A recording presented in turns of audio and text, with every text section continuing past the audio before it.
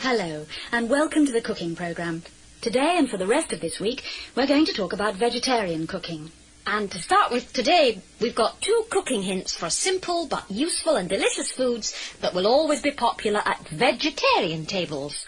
For hundreds of years, many peoples of the world have been vegetarians, like certain Hindu castes in India, for example. But vegetarianism in the West has only been really popular for the last 15 or 20 years.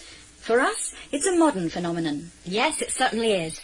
And more people these days are becoming vegetarians. By vegetarian, of course, we mean someone who doesn't eat meat. There are all sorts of reasons for being a vegetarian.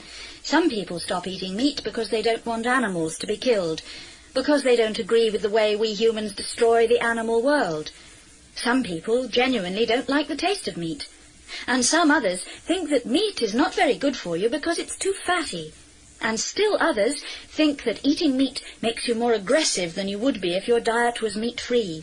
Vegetarians usually say that they feel better because they don't eat meat.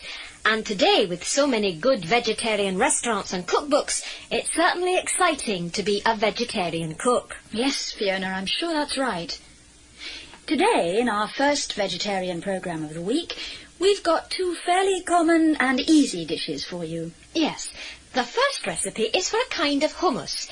It's called hummus bi tahina, and it's an Egyptian version of an Arab dish. Hummus is a kind of paste which you dip bread into, and it's delicious. It's eaten in many Arab countries, in Turkey and Greece. Now, the ingredients for this dish are as follows.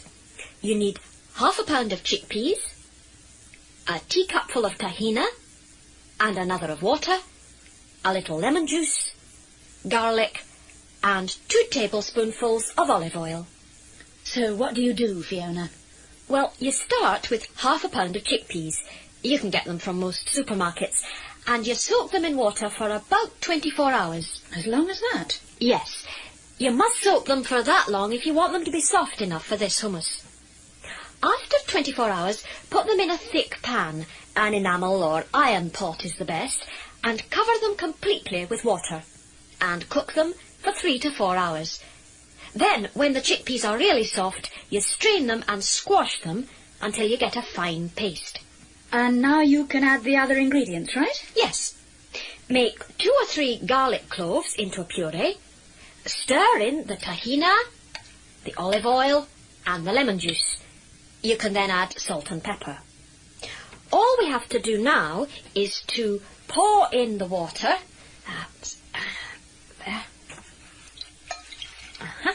So that the mixture is about as thick as mayonnaise. Not too solid, not too liquid. There, that's about right. Then we pour it onto a plate, or into a shallow dish, and it's all ready. Why don't you try it, Harriet? Thanks, Fiona, I will. Oh, delicious. Oh, that's something I'll definitely try myself. Now, my cooking hint for today is sugared oranges. I used to avoid oranges because I could never cut them up properly. They always looked terrible. But there is a way of doing it, and it's like this. First, cut your orange in half horizontally, and then cut each half into 4 pieces. Peel each segment and take off all the white pith, and it doesn't matter if your pieces look a bit of a mess. Now, put your messy but clean pieces of orange into a bowl and sprinkle them with white sugar. And now the best way to eat them is to chill the pieces in the fridge and serve them up in wine glasses. And if you want, you can put in a little Cointreau or maybe even brandy. And I've got a glassful here for you to try, Fiona.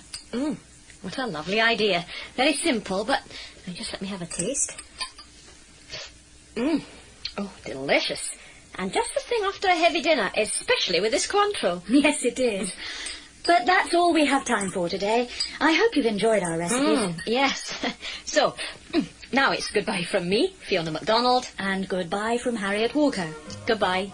Goodbye.